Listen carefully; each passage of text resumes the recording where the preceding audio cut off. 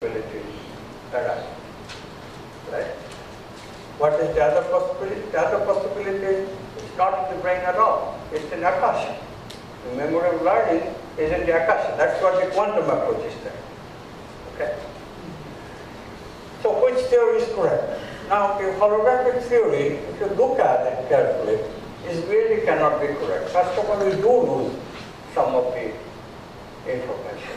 The image constructed when the memory is chopped up is not as sharp as it is when the full hologram is active. You take a portion, you still get an image, but it's blurry, it's not sharp. So that's number one. And the number two is the worst criticism of Lash's misinterpretation, holographic memory of interpretation of Lash's result, which is that how does the brain form a hologram? If you think about it, it just isn't delivery. Nobody could give a model of the holographic brain. So gradually we gave up on thinking of the brain as a hologram. And then Lash's data was just unexplained for a few decades until one day, fortunately, I did look at Lash's data again, and the idea occurred to me that it could be everywhere, but it also could be nowhere in the brain. Same thing. Right? And so Akashic memory. Akashic memory is theoretically predicted by quantum physics and also experimentally predicted by, verified by Lash's work on how rats learn. Is the memory stored in limbic system? Limbic system. Yeah. Is the memory stored there? Yeah, well, there is hippocampus, and that's the part of the, yeah, we're talking about hippocampus. Yeah, that probably is true. That's what the brain scientists say. But that's just details, it's not important.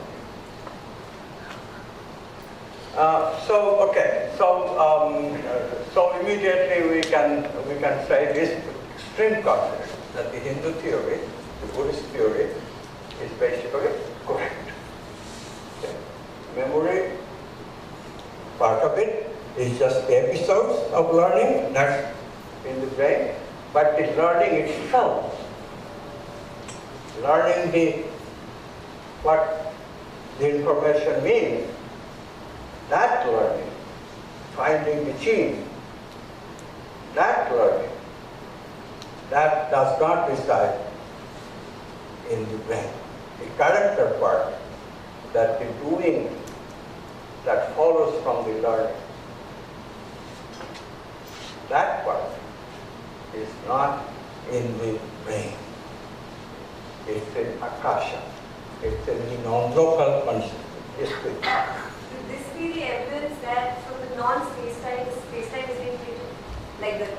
Because if it's an Akashic, which is non-space-time, the effect of the diet going toward the tree is treated, and this is the point, where the input of the non-space-time, the non-local memory, is influencing the space-time. If this non-local influence is influencing space-time, this is what we call downward consciousness, right?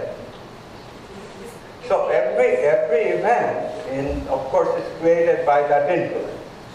But here is the feedback of what happens in space-time is stored also in the non-local domain of reality. Okay. So what we do here, the storage is not only here in space and time, in the brain, in the body, but also part of it is fed back into the non-local domain of reality itself. And then that part can transmigrate. Because if it's non-local memory, then you can use it, but your future incarnation in a different body that can also use it. Sir, I do have an experience in event which I usually call, among friends, which I usually call the chronicle of an ailment foretold. Chronicle of an ailment foretold.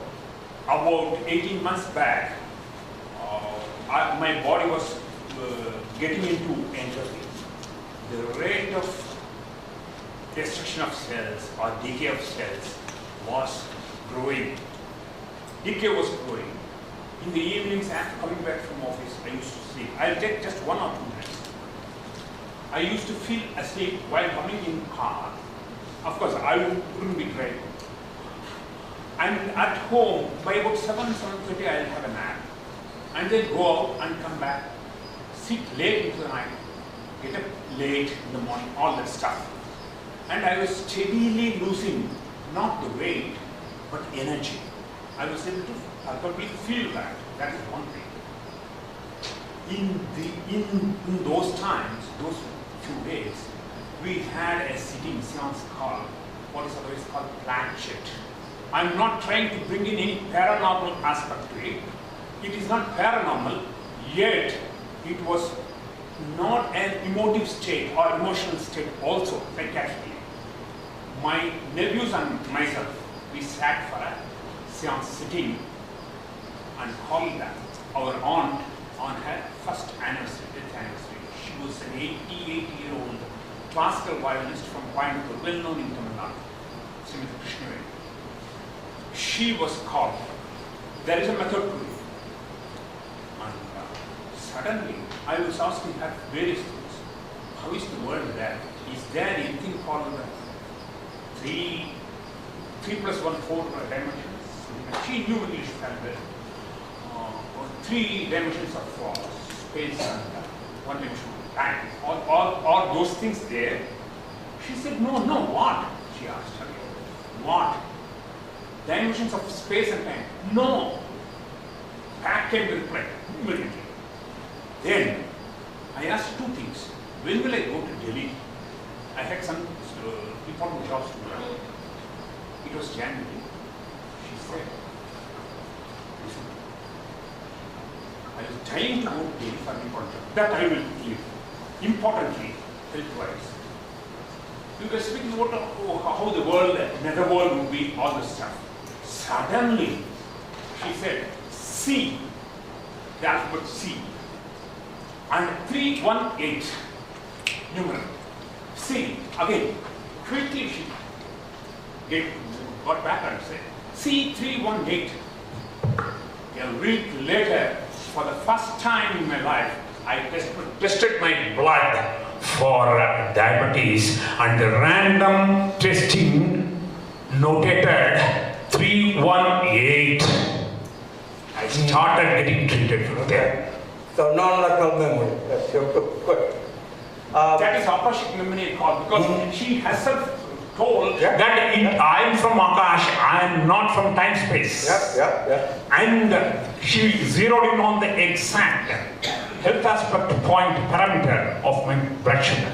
Okay, good. Now here we are talking about learning and that character aspect. So now you can see the interpretation of this graph that I'm showing very clearly, right? The karma in means that when we are born, not only we have genes, but we have also karma from past life, right? And of course, this life will add karma. Those are what is called nurture. So nurture is the addition to the karma for in this life. And from the past life we bring karma. That's the concept of karma that we use. Hindus say this prarabdha karma is selected. We select a bunch of karma from the accumulated karma. So the karma, there are 3 types of karma then. Let's write that down. Accumulated karma.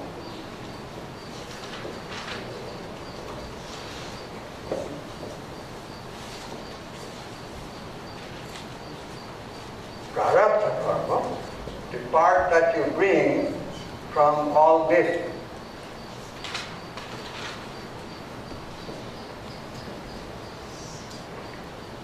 And then the karma that you will develop in this life, the nurture karma or the future karma.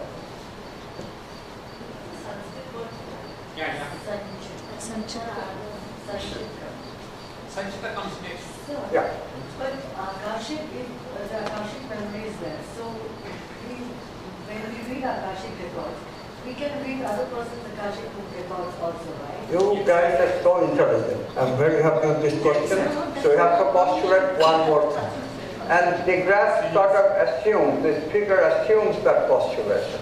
So we postulate that there is a law of the universe which says that there is only one line of succession of these people. Only that line has been accessed normally.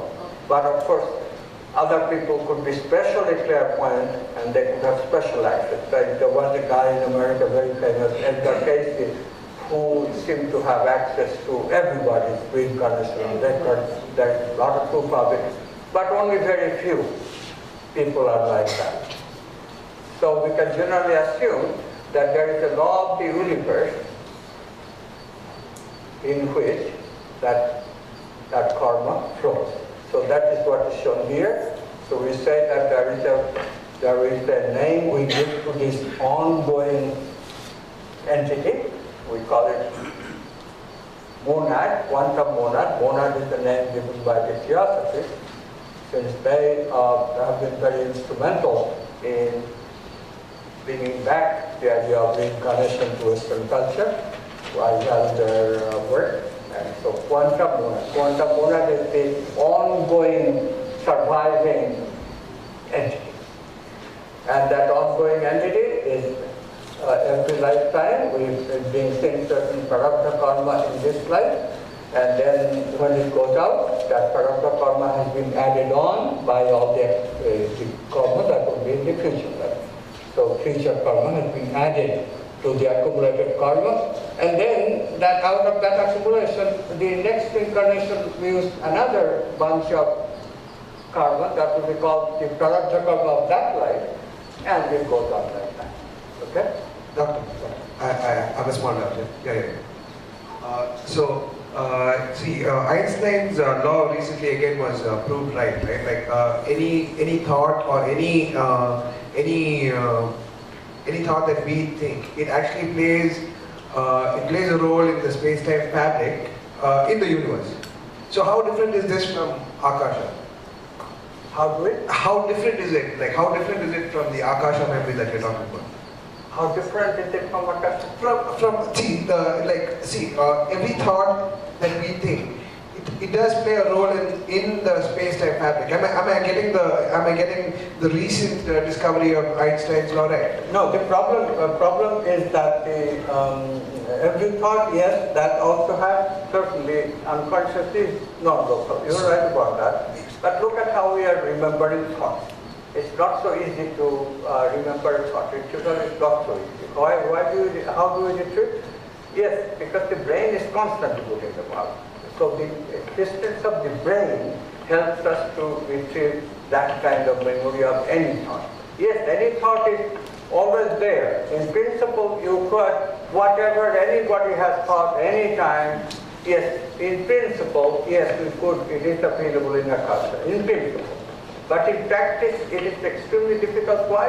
The reason I remember my own memories, as my brain is constantly putting them out because I'm anxious. I constantly remember, try to recall my memory and create the future with that recalled memory, and that process keeps the memory retrieval very easy. But as soon as the brain is not available, it should not be very easy. Because how do you retrieve? That's the problem of understanding paranormal phenomena. How do we retrieve? It's so huge, no? Yeah. Look at the computer. If you didn't have these buttons and you didn't know the program, can you retrieve? No. Yes, all of it is available. But it takes an enormous, talented hacker to really get at it. Right? Okay, so let's get back to this. There is one part of it which is extremely significant. But that part we should verify before we take it seriously, right? That is this true? This is obvious, okay? This is obvious. We create karma as we live. Obvious, right? We are learning constantly. We go through life, we learn new tricks, and that's part of the karma. It becomes part of the accumulation. Accumulated karma is obvious. Perhaps that's the assumption. Why do we breathe?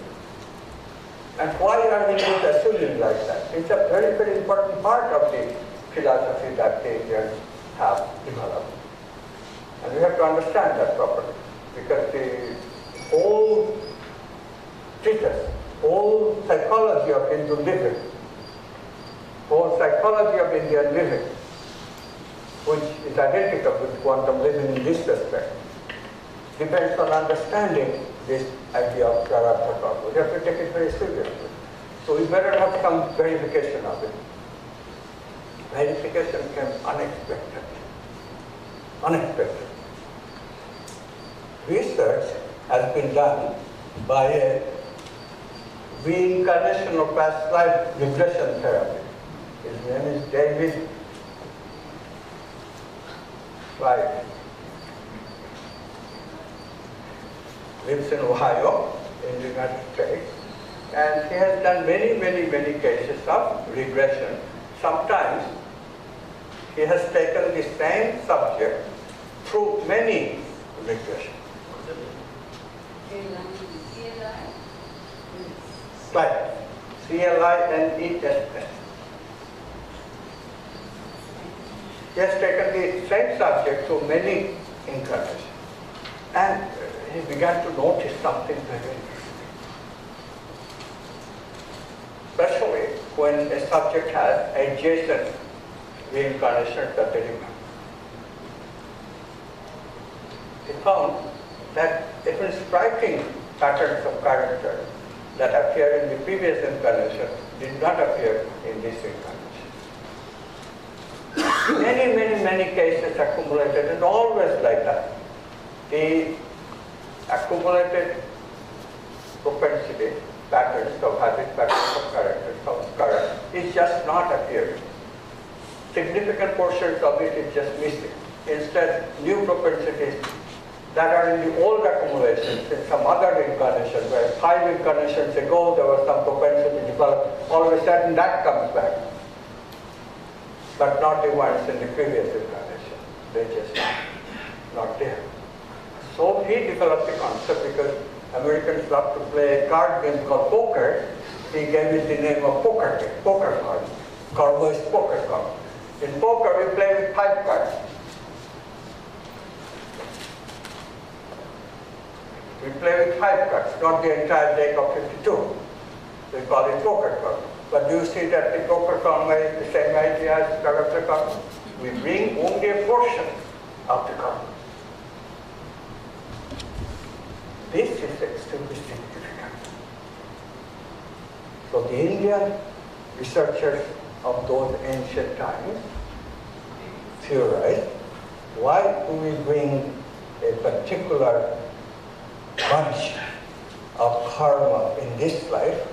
Because, they said, in this life you have to fulfill a particular learning agenda. If you want to be a mathematician in this life, what would you do bringing propensities of a warrior? You don't need the warrior's body, you don't need the warrior's mind, you don't need those skills that the warrior needs. Entirely different skills you need. Right? Make sense? So they coined a word, a very important word of yoga psychology, called dharma, spelled with small d. Because big D dharma means totality of reality, that's the Tao in Taoism. Small d dharma, if you read Bhagavad Gita carefully, constantly it's talking about dharma. Dharma. In Hindu life, Indian life, is constructed around the dharma. We follow our dharma. Why do we follow our dharma? Because if we follow our dharma, then life becomes very satisfactory. And what is dharma? Dharma is pursuing the archetype, exploring the particular archetype. There are so many of them. This is why dharma. If you have brought all the propensities, then your attention will be diverted by too many archetypes. And creativity demands that you concentrate on 1 or at most 2 or 3, but not all thousands of archetypes. It will be completely scattered, your talent and time, and you just do not have much of time. So the archetype you bring it as your blueprint. Archetype is then the driving force of what we call motivation.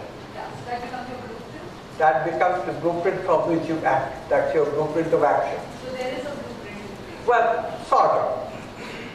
Sort of. This is not the morphogenetic blueprint. Morphogenetic blueprint builds our organ. This is the blueprint of the life that we live. How should we live? According to the blueprint of our dharma. We should live according to the dharma. This is the teachings of yoga psychology. We should Soa dharma nidhanam sreyo paro dharma bhayavoho, right? That is what Krishna is saying. That usually we waste our time by following somebody else's dharma. This is why quantum physics is saying don't be a follower. Develop that individuality. As soon as you become creative, you have an individuality. You have a personal opinion of this particular archetype. You know what love is in your own way. You know what power is in your own way. Okay? That is the objective. Not following somebody else's dharma. Okay? Is it the same as your the subtle, deepest desire that motivates you or inspires you to live your life? So the motivation comes from knowing the dharma.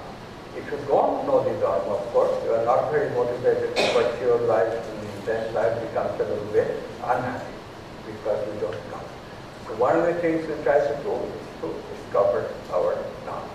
Sometimes we intuit it, sometimes we have a remembrance of it, a trigger of it in our life. We already know, then it becomes very easy. So it kind of motivates you at a soul level, is what you're saying. So the soul level then has the knowledge of the dharma. If you've done, people also call it soul retrieval. What is soul retrieval? We retrieve the knowledge that the soul is carrying. What is soul satisfying? This is soul satisfying, which means we are following our dharma and we are fulfilling it. So soul retrieval, soul satisfying, soul itself then is what? Soul itself is the history of the learning agenda as it is being fulfilled in our incarnational journey. Wonderful. So the prodigies that come, like you have these musicians who are prodigies who really The exist. prodigies know exactly what they are doing. Prodigy is an artifact of the dharma with the pattern of life that you have chosen to fulfill the dharma. Usually we try to do that. But of course, this is where contingency comes in. Life is not that simple. Contingency of the life can change the pattern very easily. The pattern meaning some of the pattern never gets activated. You were born to be a prodigy, but you were not because the character that you brought never got activated. Remember, non-locality requires activation. You and I are potential non-local, right? Connected. But if it's not activated, then it's useless. Same thing for non-local memory. It's potentiality, right? All of it is potentiality. It's not automatically there. Automatically there. It has to be triggered. So suppose I'm a musician. I'm a Mozart. But I'm not born in a musical family. Then it only triggers. What happens sometimes is that it gets a late trigger. The case of the famous Ramanujan. Ramanujan was a little kid and he had a talent which was not getting much expression. And then all of a sudden this English mathematician heard it that comes into Ramanujan's life and takes off. Many, many cases like that. We call it crystallization. The moment it becomes clear to you that, oh, this is what I can do fulfill. This is my dharma. Discovery of dharma, crystallization experience. Sir,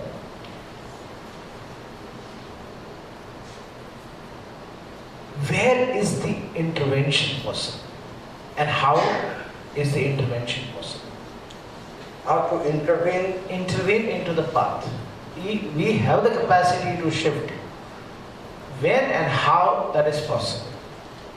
Well, What that triggers the intervention? Intervention is a little bit different thing, no? Because what I'm saying is that in the life of the soul, the quantum monad, there is a pattern of choice. I have chosen my future in a sort of a, not destiny exactly, not predetermined destiny, but a plan for learning. Okay?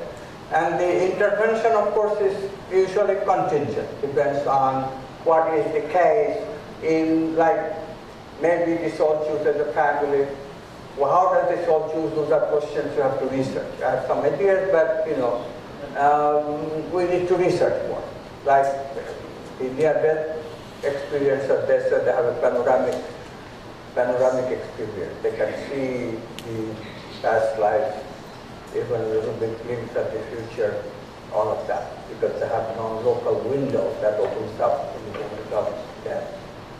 There is evidence that yes, non-locality is very prevalent among people who are in near death.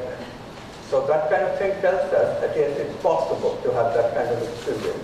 And then maybe that's the moment that we intend, if we develop the power of intention, as we are trying to do here, then you can intend, and that intention will determine what kind of agenda you are choosing, also what kind of family you will be born, what kind of place you will be born, and maybe that will help you to remember the agenda. But there's also another way of looking at it. We can remember the agenda just by developing memories. You know, why don't we do exercises where we could just remember our childhood and remember what kind of propensity we used to have at that time, because surely they will be triggered a little bit by the living of the life. And then the childhood memories will tell us. And the other thing is that making intentions. I want to remember my dharma.